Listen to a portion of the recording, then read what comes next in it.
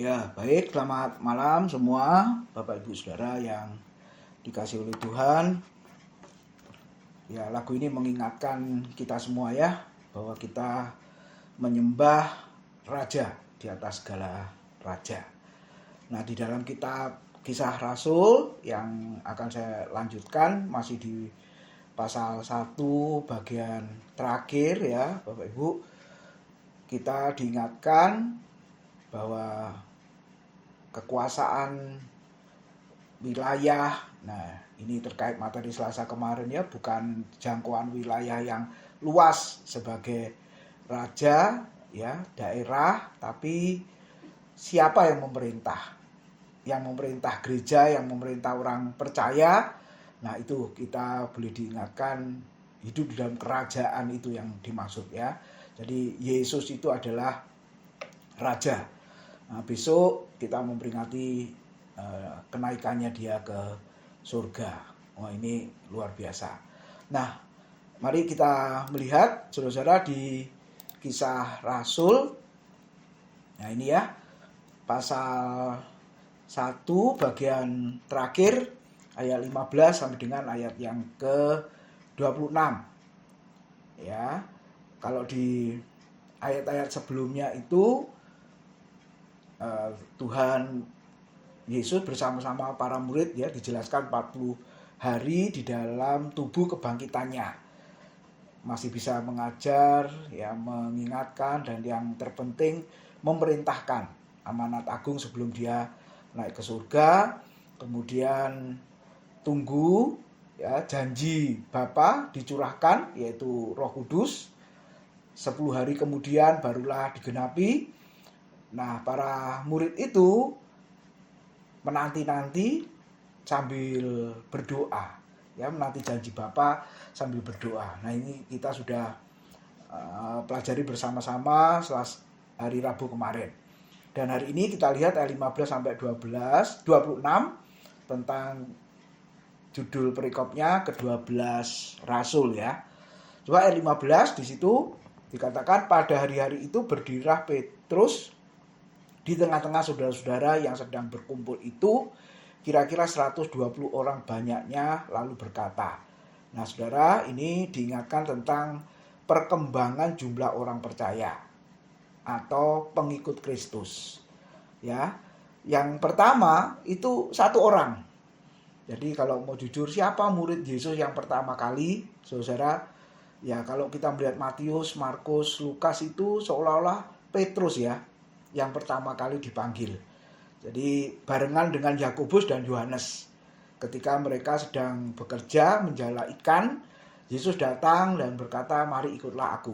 Lalu Alkitab mengatakan mereka meninggalkan segala sesuatu, perahu, ikan, ya, lalu ikut Yesus. Tapi kalau saudara lihat Yohanes pasal 1, ya, Petrus bisa percaya Yesus itu karena diajak sama Andreas ini. Ya, jadi Andreas ini saudaranya Petrus, memang saudara kandungnya. Nah, Petrus sama Andreas ini adalah sebelumnya muridnya Yohanes Pembaptis. Nah, ketika Yohanes Pembaptis berkata, "Lihatlah anak domba Allah yang menghapus dosa seisi dunia," menunjuk pada Kristus, akhirnya Andreas ini tidak ikut Yohanes Pembaptis tapi ikut Yesus, saudara. Dan Yohanes Pembaptis tidak bersedih kehilangan murid ya, saudara. Kehilangan pengikut ya, nggak sedih, saudara. Mungkin kalau orang sekarang kehilangan jemaatnya sedih, saudara ya. Tapi ini enggak. Nah, mau menunjukkan bahwa Yohanes Pembaptis itu bukan siapa-siapa sampai dia berkata dia harus bertambah, aku makin berkurang-kurang ya. Bahkan aku menyembah, menunduk, membuka tali kasutnya pun aku tidak layak. Nah, jadi Yohanes Pembaptis tahu siapa Kristus itu. Nah, akhirnya Andreas setelah tahu Kristus, anak domba Allah yang menghapus dosa itu, akhirnya ikut Yesus. Nah, ini murid yang pertama kali ya.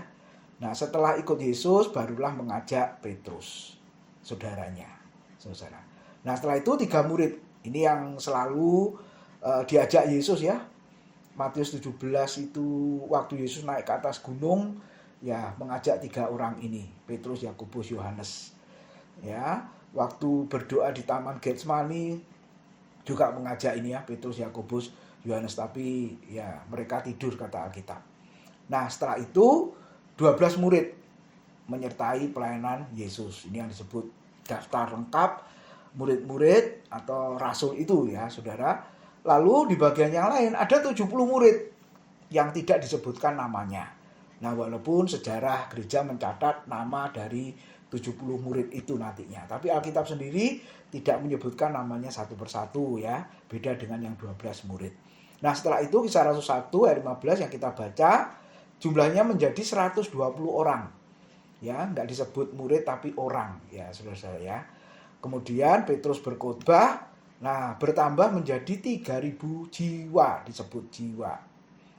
Ya, Kisah Rasul 2 ayat 41, bahkan ayat berikutnya mengatakan Tuhan menambahkan dengan jiwa-jiwa lagi. Kemudian di pasal 4, Kisah Rasul ayat 4 menyebut jumlahnya bertambah menjadi 5.000 orang laki-laki. Nah, belum termasuk perempuan dan anak-anak ya, Bapak Ibu. Berarti ini bisa 8.000 ya. Saudara, kalau menikah semua punya anak ya di atas 10.000 kira-kira. Nah, kemudian pasal 5, 6, 7, 8 itu terjadi penganiayaan. Ya, Stefanus mati di Rajam Batu, itu martir yang pertama kali ya, saudara-saudara. Dan firman Tuhan mengatakan karena penganiayaan yang hebat, jemaat tersebar. Rasul-rasul tetap tinggal di Yerusalem, tapi jemaat sudah tersebar. Dan ketika jemaat tersebar, maka kita tidak pernah menjumpai lagi jumlah orang percaya atau jumlah orang pengikut Kristus itu, saudara. Nah, yang ada adalah gereja rumah, ya, Bapak Ibu, gereja rumah yang kecil. Ya, kalau saya baca itu buku-buku itu, jumlahnya rumah orang yang ada di rumah itu tidak terlalu banyak, maksimal 50 orang. Ya, saudara, maksimal 50 orang. Ya, kita bisa bayangkan bisa nampung 50 orang itu ya rumah ukuran berapa ya? 6 kira-kira ya, lebarnya saudara ya. 6 kali 6 gitu kira-kira. Nah, ada yang mengatakan orang Kristen di Yerusalem ya karena pusat kota, jumlah penduduk banyak, bisa buat mega church ya, gereja besar, saudara-saudara. Karena Yerusalem dan penduduknya kan banyak, ya bisa. Tapi kalau pelayanan di kota kecil, saudara-saudara, sangat sulit ya, mau berharap sampai ribuan itu ya, pasti kan nggak mungkin ya, saudara-saudara. Saya ingat waktu di Pare, Kediri, yang sekarang jadi kota Pare itu, daerah Kediri itu, ketika saya mengajar di sebuah gereja, GPDI Tiberias namanya, itu besar sekali gerejanya. Lalu waktu itu saya tanya, ini jumlahnya berapa ini kalau hari Minggu hadir? 1.000 Pak. Gitu ya. Terus gereja ini sudah berapa lama? Sudah 80 tahun zaman itu saudara. Waktu saya masih baru lulus ngajar itu. Sudah ganti-ganti pendeta ini Pak. Nah, kita langsung berpikir, gereja yang sudah 80 tahun, saudara, jemaatnya hanya 1.000. Gitu ya. Mungkin pendeta kota berkata, masa puluhan tahun kok jumlahnya tetap 1.000 kan gitu ya saudara. Tapi lupa di mana itu. Kalau di Surabaya atau Jakarta kota besar ya mungkin lebih dari itu kan. Tapi ini kan 80 tahun yang lalu waktu itu kota Pare itu kayak apa saudara ya. Kan desa sekali gitu ya. Nah jadi jumlah nggak bisa menjadi ukuran ya. Jumlah bisa banyak ya karena di kota besar. Seperti di Yerusalem bisa sampai ribuan ini Bapak Ibu Saudara. Tapi setelah tersebar ke kota-kota yang kecil, lebih kecil, tidak mungkin jumlahnya segitu. Lalu muncul lagi Kisah Rasul 13, kalau kita lihat, di situ ada jemaat Antiokhia. Nah, karena kota besar, jumlahnya juga banyak di situ. Ya, jadi sekali lagi kita belajar jumlah yang bertambah, tapi karena penganiayaan, karena perpindahan, ya kemudian sudah banyak sekali gereja, jadi mau menuntut jumlah yang seperti apa lagi. Ya, apalagi di Surabaya, mall-mall jadi gereja, bahkan pinter ya, buka gerejanya di mall, saudara. Gitu ya. Nah, jadi mau jumlah berapa itu ya, saudara. Nah, kecuali yang akan datang bisa ada pertambahan karena urbanisasi terus terjadi setiap saat, setiap waktu. Nah, jadi intinya kalau mau jujur, jumlah pengikut Kristus sampai hari ini memang terus bertambah ya Bapak Ibu, walaupun tidak ada data yang terus dilakukan, tapi kita sangat percaya ada orang-orang yang akhirnya tergabung menjadi pengikut Kristus. Nah, ini kita melihat perkembangan jumlah orang percaya. Nah, kemudian ayat yang ke-16 dikatakan, "Hai saudara-saudara, haruslah genap nas kitab suci yang disampaikan Roh Kudus dengan perantaraan Daud tentang Yudas, pemimpin orang-orang yang menangkap Yesus itu." Genaplah ayat kitab suci. Nah, maksudnya apa? Ini ayat PL, nubuatan, dan kita percaya pasti digenapi. Bukan hanya terkait tentang Kristus ya Bapak Ibu, yang dijelaskan tentang karya ya, lahir, karya, sampai mati, bangkit, naik, bahkan kedatangannya kembali, tapi tentang peristiwa-peristiwa yang lain pun ya ada bagian yang sangat penting, dan itu juga dinubuatkan dan pasti digenapi. Terkait dengan Yudas Iskariot disebut memimpin orang-orang yang menangkap Yesus itu. Jadi kalau kita merenungkan Alkitab kita ini benar-benar firman Tuhan, ya dan amin. Kalau bernubuat pasti terjadi. Nah, ini memberi kekuatan, kemantapan, keteguhan iman bagi kita ya Bapak Ibu, bahwa firman Tuhan itu benar-benar gitu ya, sebagai kebenaran, dan kita nggak boleh ragu lagi ya. Kalau masih ada yang ragu di antara kita, ayo kita kembali, kita renungkan kembali, kita pelajari lagi firman-Nya, apa yang dikatakan itu ya saudara, dari peristiwa sejarah pasti terjadi. Nah, kemudian ayat 17-18. "Dahulu ia termasuk bilangan kami dan mengambil bagian di dalam pelayanan ini." Jadi Yudas Iskariot termasuk 12 rasul. Ya, Matius, Markus, Lukas mencatat memang diberi julukan yang sangat jelek ya Bapak Ibu. Yudas Iskariot itu di dalam daftar selalu diletakkan yang terakhir, lalu ditambah yang mengkhianati Yesus ya, selalu begitu ya saudara.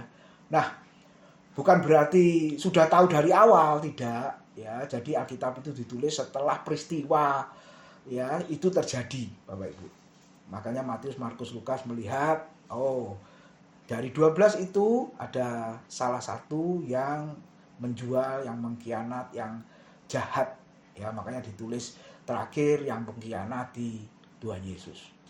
Kemudian ayat 18, Yudas ini telah membeli sebidang tanah dengan upah kejahatannya, lalu ia jatuh tertelungkup dan perutnya terbelah sehingga semua isi perutnya tertumpah keluar. Nah, kita lihat membeli sebidang tanah dengan upah kejahatannya, menjual Yesus ya, demi uang menjual Yesus.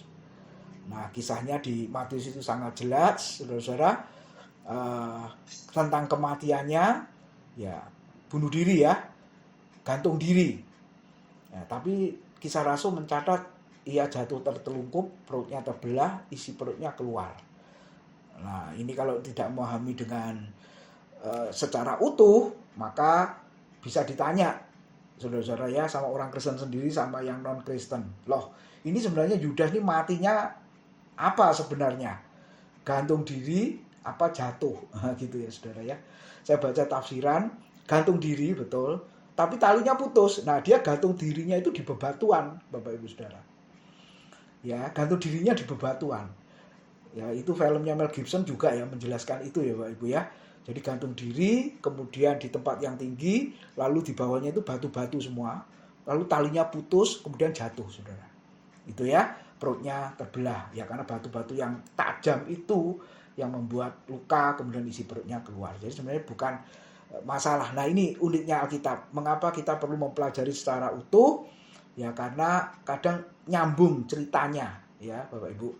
Tidak dijelaskan detail lengkap di kitab itu, tapi di bagian yang lain bisa melengkapi. Nah, ini kematian yang benar-benar sangat mengerikan ya saudara. Nah, lalu, ini istilah kita sekarang ya, viral beritanya gitu ya. Zaman dulu ternyata sudah viral juga saudara ya. Ayat 19, hal itu diketahui oleh semua penduduk Yerusalem. Yerusalem kan kota besar. Semua penduduk yang jumlahnya sangat banyak. tentang terkait kematian Yudas itu. Sehingga tanah itu mereka sebut dalam bahasa mereka sendiri Hakaldama, artinya tanah darah.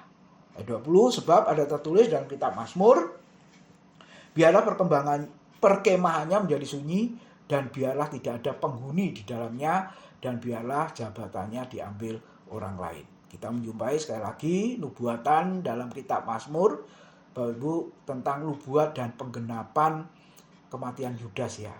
Nah, ini luar biasa. Lalu juga disebut jabatannya diambil orang lain. Jabatan rasul akhirnya diberikan kepada orang lain.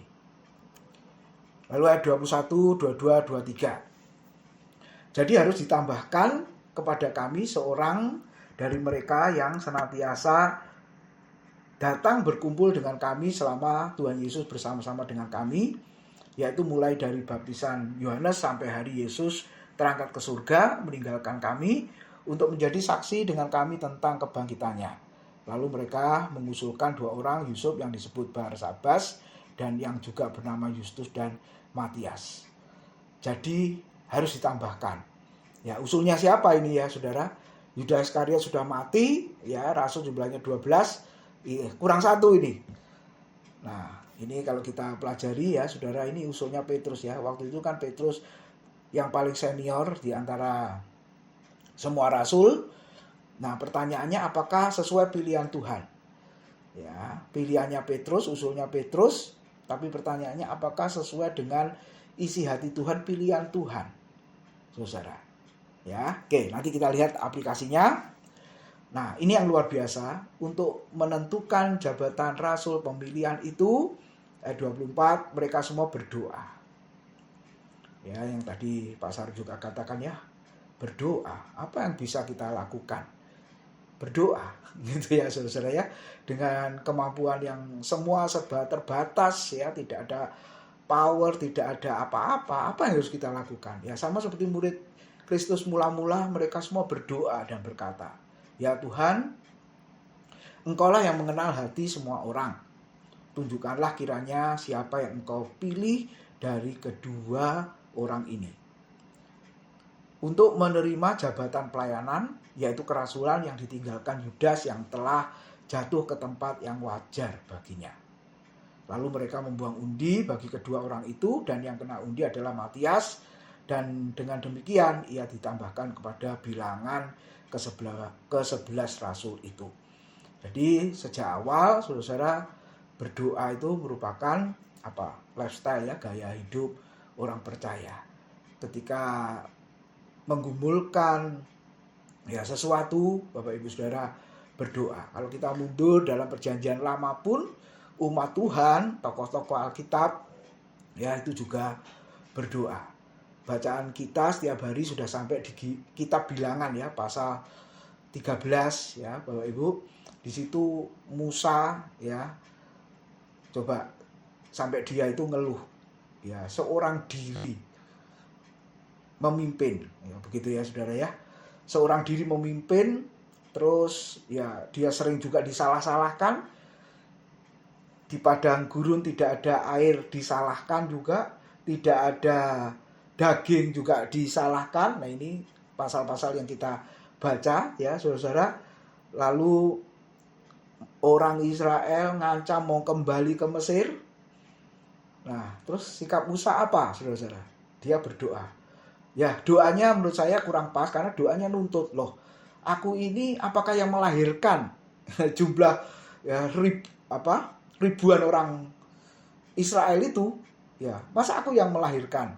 Ya memang ada ayatnya, dia itu bagaikan seorang ibu yang memangku anaknya, ya seorang bapak yang menggendong anaknya. Lalu putus asa juga ya Musa, Bapak Ibu. Lalu Musa berkata, kalau begini caranya lebih baik aku mati saja Tuhan. Nah, ngomong gitu dia. Nah, saudara, ya macam-macam ya motivasi di dalam doa itu, tapi yang jelas melalui peristiwa-peristiwa, pergumulan demi pergumulan, Alkitab selalu mengajarkan untuk berdoa. Nah, malam hari ini juga kita punya pergumulan apa, kesulitan apa, mau ambil keputusan yang seperti apa, sangat banyak tentunya di dalam kehidupan kita sehari-hari. Yang jelas firman Tuhan mengingatkan kita lagi supaya berdoa. Tanda kita lemah, tanda kita tidak berdaya, dan kita mengharapkan pertolongan Tuhan yang kuat itu, saudara, dilimpahkan dalam hidup kita. Oke, saya pikir kita semua sepakat ya dalam hal ini ya, saudara-saudara. Nah, lalu, undi disebut untuk menentukan Matias atau yang lain tadi. Ada 2 kandidat mana yang sesuai dengan kehendak Tuhan. Nah, zaman itu memang berlaku membuang undi. Kita ingat kasusnya Yunus, Bapak Ibu ya. Ketika dia melarikan diri dari panggilan Tuhan, dia naik kapal yang mau berlayar ke daerah yang sebaliknya ya, saudara-saudara. Lalu kapal itu diterpa angin badai, gelombang dan lain sebagainya. Lalu nahkoda kapal berkata, ini pasti ada yang gak beres ya. Lalu siapa? gitu ya. Troublemaker-nya, pembuat masalahnya ini siapa? Lalu firman Tuhan mengatakan mereka membuang undi juga. Nah, Alkitab berkata yang kena undi Yunus. Nah, gitu ya, saudara. Jadi untuk menentukan, mengetahui mana kehendak Tuhan ya bagi orang atau peristiwa, penyebabnya apa. Dan ternyata Yunus kemudian Matias itu yang sesuai dengan kehendak Tuhan. Di samping berdoa ya, lalu ada sarana yang dipakai saudara-saudara untuk berjalan atau melakukan mana sesuai dengan kehendak Tuhan. Nah, kita juga belajar itu di sekolah minggu pagi itu ya, saudara-saudara, untuk berjalan sesuai dengan kehendak Tuhan, berbuat melakukan kehendak Tuhan itu seperti apa. Ya. Nah, ini penting ya dalam kehidupan kita sehari-hari, Bapak Ibu, supaya perjalanan kita benar-benar ya kita menggenapi melakukan kehendak Tuhan. Sama seperti Kristus berkata, makananku ialah melakukan kehendak Dia dan menyelesaikan pekerjaannya. Nah, Tuhan memberi nafas kehidupan kita ini ya sebenarnya sama ya, saudara-saudara, melakukan kehendak Tuhan dan menyelesaikan pekerjaannya itu. Ya, ini enggak berlaku untuk hamba Tuhan saja, pelayan Tuhan saja, full timer. Oh, enggak. Ini untuk semua orang percaya di dalam pekerjaan apapun yang kita lakukan sama sebenarnya. Kita boleh berkata juga seperti Yesus ya, makananku, ya makanan ini kan kebutuhan pokok ya saudara ya, walaupun nggak ada yang lain tapi makan jalan terus. Wah, ini bagian yang sangat penting, prioritas utama, kebutuhan yang sangat penting. Apa itu? Melakukan segala kehendak Tuhan dan menyelesaikannya. Ya saudara, melakukan dan menyelesaikannya. Wah, ini bagian yang sangat penting ya saudara. Oke, ayat 21, 22 tadi dikisahkan tentang kriteria jadi rasul itu apa. Ya, jelas yaitu mengenal rasul-rasul yang lain. Makanya rasul itu muncul ya di abad pertama. Mengenal rasul-rasul yang lain, saudara. Setelah itu sudah nggak ada rasul lagi. Ya, setelah itu sudah nggak ada rasul lagi. Kemudian yang kedua, mengalami kehidupan, kematian, kebangkitan Yesus. Menyaksikan ya kehidupan, kematian, kebangkitan Yesus. Nah, karena Yesus sudah bangkit, kemudian sudah naik ke surga, ya kurang ya, kehidupan, kematian, dan kenaikan Yesus ke surga ya saudara-saudara, maka tidak ada lagi ada klaim aku rasul. Nah, masalahnya kriterianya apakah memenuhi syarat ini ya saudara-saudara? Enggak. Ditambah juga rasul dipilih Tuhan untuk lahirnya gereja, ya, melahirkan gereja. Jadi kalau gereja kumpulan orang percaya itu sudah ada, otomatis jabatan rasul juga sudah tidak ada, nggak ada gunanya. Itu menurut Efesus pasal yang kedua. Nah, jadi pertanyaannya, masih adakah jabatan rasul pada masa kini? Kalau secara jabatan memang sudah tidak ada. Ya. Nah, sekarang kita lihat aplikasinya, Bapak Ibu. Kalau sudah ditetapkan menjadi pemimpin apapun, ya saudara, baik itu di pelayanan, di gereja, ataupun di tempat pekerjaan kita masing-masing, haruslah hidup sesuai dengan panggilan itu. Ya, tadi di pendahuluan sudah disebut tentang pemimpin kita ya saudara ya, yang seperti itu, ya. Di apakah hidup sesuai dengan panggilan? Ya, teladan dalam segala aspek, segala hal. Ya saudara, karena pemimpin ini kan selalu dilihat dan diikuti sama bawahannya. Ya, kita melihat Kristus juga disebut sebagai pemimpin.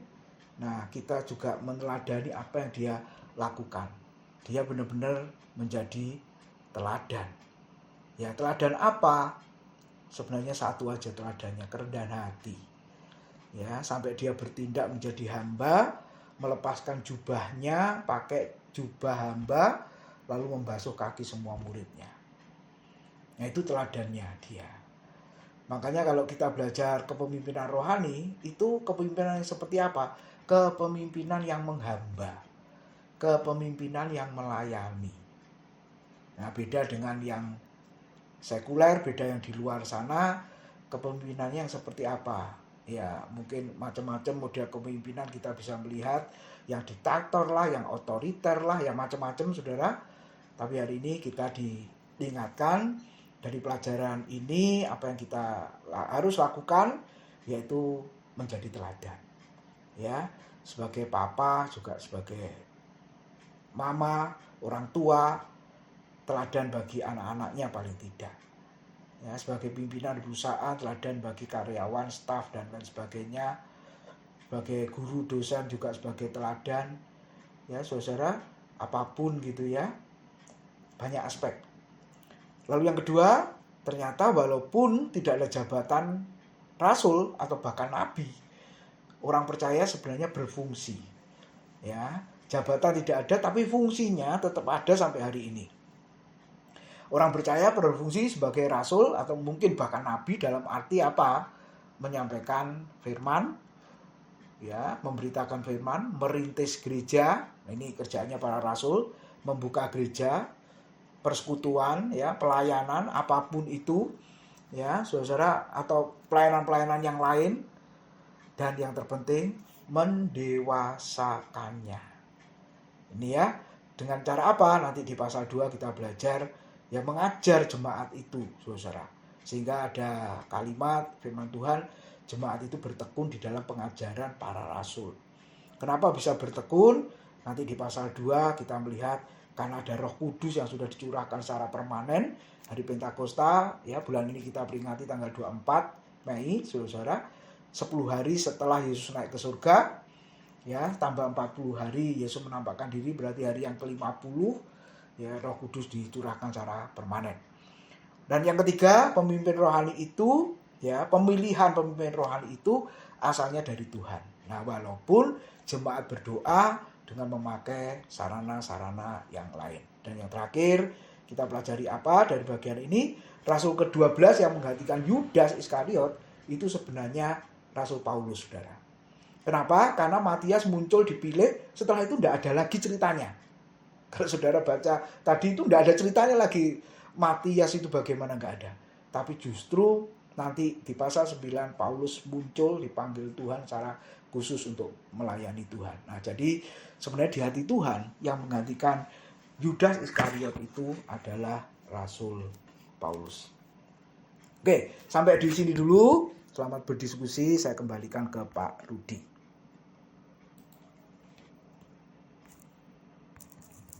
Baik, terima kasih Pak Tim.